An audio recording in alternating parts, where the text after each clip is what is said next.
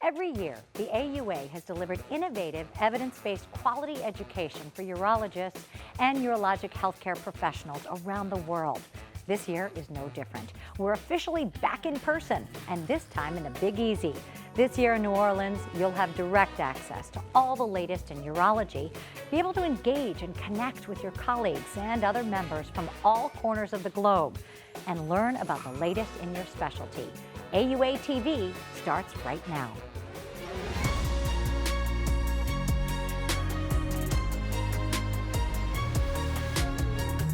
Hello, and welcome to New Orleans, everyone. We are excited to have you here for the 2022 AUA annual meeting. My name is Dina Baer, and I'll be your host for the next few days. Stay tuned, as this year we'll be covering all of the latest in the field of urologic care, highlighting organizations that are leading in the field, and also speaking to experts that are here on site about some of the leading topics at this year's meeting. First, let's take a moment to learn about the role women have played in urologic care. The first female urologic oncologist was Elizabeth Pickett, and she finished her training in 1954. And then it was 40 more years before there was another one. So by 1995, there were just a handful, including me and a few others that had trained around the country. It really was over the next 10 years that more and more women started going into urologic oncology, so that we started having a significant group and started meeting and trying to encourage each other.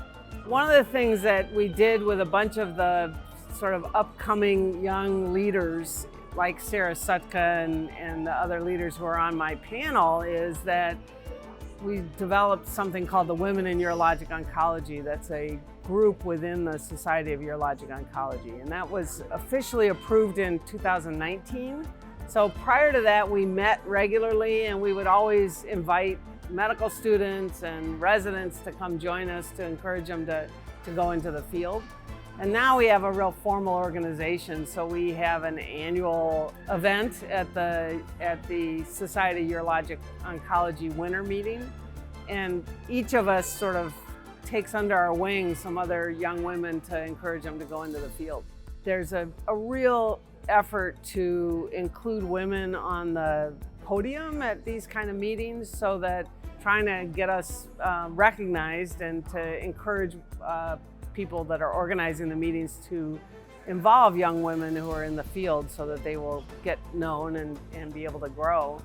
We now have, I think, 7 chairs of the department or division of urology around the country, so that's great. So we're slowly making an impact. And you know, eventually we hope that we'll just be the same as the men, that there won't be a difference, that we'll just be integrated much like they are in other fields that have a lot more women representation. Next, we hit the conference floor as we want to hear from you, the members. What are you most excited for at this year's meeting? Let's take a look at what some of you said.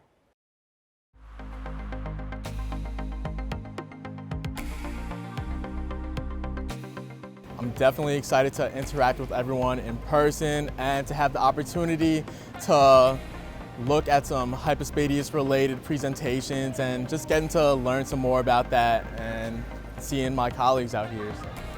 What I'm most looking forward to is reconnecting and learning with my colleagues. Probably the Residence Forum. And every year the AUA puts on a really great forum for trainees, residents, fellows who are urology members of the AUA. And this year there's some cool panels they have set up about financial literacy for residents and wellness and some grant application type stuff. And every year I really look forward to that. It's really great to kind of connect with all of the trainees across the country. This is a great meeting for sharing with my colleagues from all over the world and for catch up with the new technology and the all new developments of the area. I'm most excited for this year's meeting about meeting and networking with other advanced practice providers during the Advanced Practice Provider 2-day session. I love the idea of having and building a community with other advanced practice providers. Let's go ahead and kick off our tour of organizations making a difference in the field of urologic care. First, we'll be heading to Virginia, where Urology of Virginia has had a long history of providing comprehensive, compassionate, and quality urologic care to the Hampton Roads community and beyond. Let's take a look.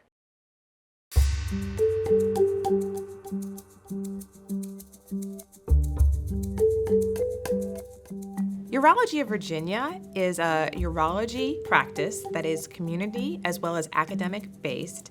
We specialize in oncology, general urology, reconstructive surgery, stone center. In addition, we provide urologic care to the Hampton Roads community. We are different than other practices because we have both an academic as well as a community focus.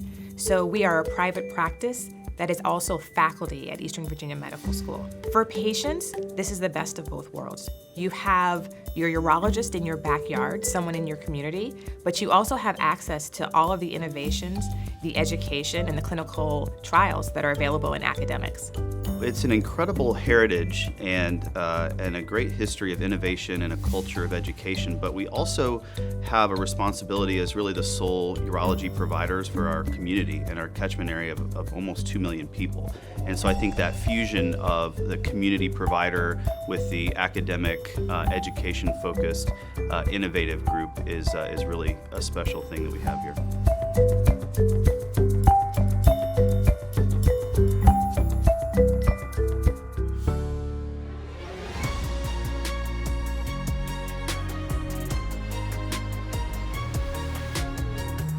A medical device company dedicated to advancing men's health, Signati, plans to launch the first innovation in vasectomy in more than 20 years, with a procedure that would be fast for physicians and comfortable for patients. Let's take a look.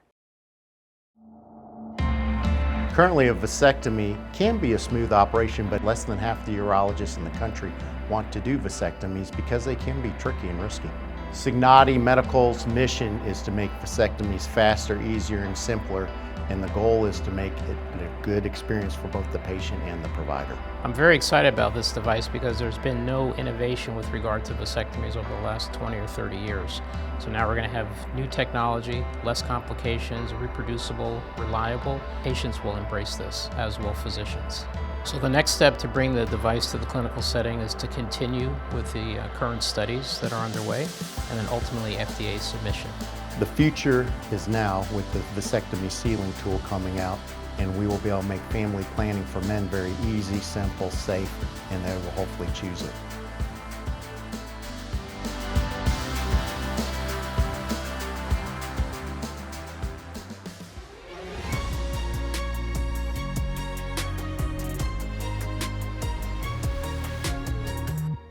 Music. The Michigan Urological Surgery Improvement Collaborative is making great strides locally, nationally, and internationally in improving care for patients with urologic diseases by collecting clinically credible data, comparing performance among peers, sharing best practices, and implementing changes in clinical behavior. Music is achieving more efficient utilization of healthcare resources, improving care delivery, and enhancing the quality, value, and outcomes of treatment provided. MUSIC stands for the Michigan Urological Surgery Improvement Collaborative.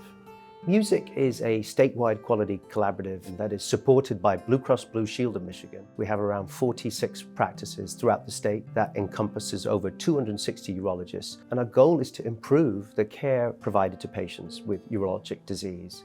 Not only have we grown our membership to now include 90% of the urologists in the state of Michigan, but we've also grown in terms of the urologic diseases in which we focus. In the last several years, we've expanded into looking at patients with kidney stone surgery and those with small renal mass diagnoses. We have an inclusive culture, we're a diverse group, and I'm proud to say that we've made some real impact in the state of Michigan. What excites me most about the future of music is that the sky is truly the limit. The collaboration between the Music Coordinating Center, the physicians and staff throughout the state, and Blue Cross Blue Shield of Michigan is truly unique, and I think will continue to have a significant impact on improving patient care for many years to come.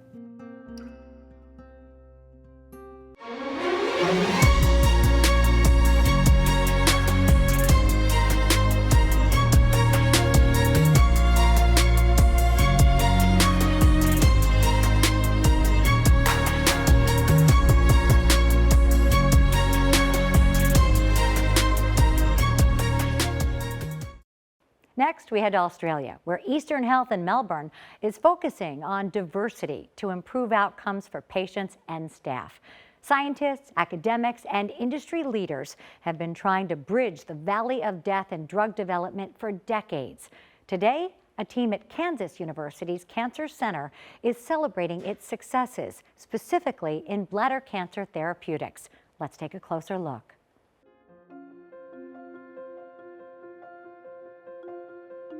I begin today by acknowledging the traditional owners of the land on which we meet and pay my respects to their elders past, present and emerging, and I extend those respects to any Aboriginal and Torres Strait Islander people here with us today. Thanks, Simeon. You can start the ward round. Diversity at Eastern Health is really important because it reflects who we are. We know it leads to better patient outcomes and happier staff. Diversity is important at Eastern Health because as a junior doctor it allows us to have an environment that's enriched so we can learn, grow and create. It's really important for our patients to see healthcare staff from lots of different backgrounds because patients need to be able to see themselves in us, and then equally we need to be able to see ourselves in each other. Eastern Health is a young health network. We started with a bunch of community hospitals that were amalgamated together 21 years ago. We now have 10,000 staff, and the community that we serve has a very large population which includes Indigenous patients and people, post-colonial Australians, and a very large Mandarin-speaking population. And to serve those people well, we need to have diverse staff. Temple Health is a major Philadelphia-based academic health system that's driving medical advances through clinical innovation, pioneering research, and world-class education. Let's take a closer look.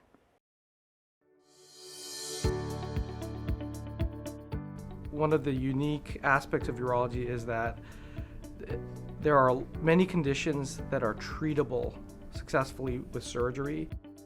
What drew me into robotic surgery was that I looked at the robot as a great tool to be able to potentially deliver that care.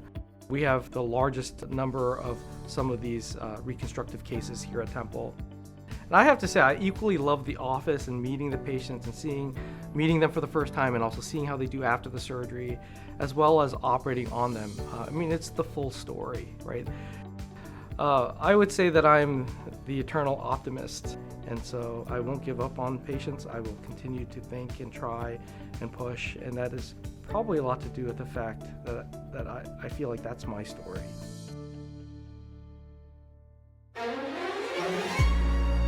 The Department of Urology at Weill Cornell Medicine has a robust foundation of innovation and advancing patient care. Through their extensive research and education, they treat urologic conditions such as urologic cancers, urinary conditions, kidney disease, pediatric urologic abnormalities, women's health, and sexual health. I'm Larissa Rodriguez. I'm the chair of the Department of Urology at Weill Cornell Medicine and the chief of urology at New York Presbyterian Hospital.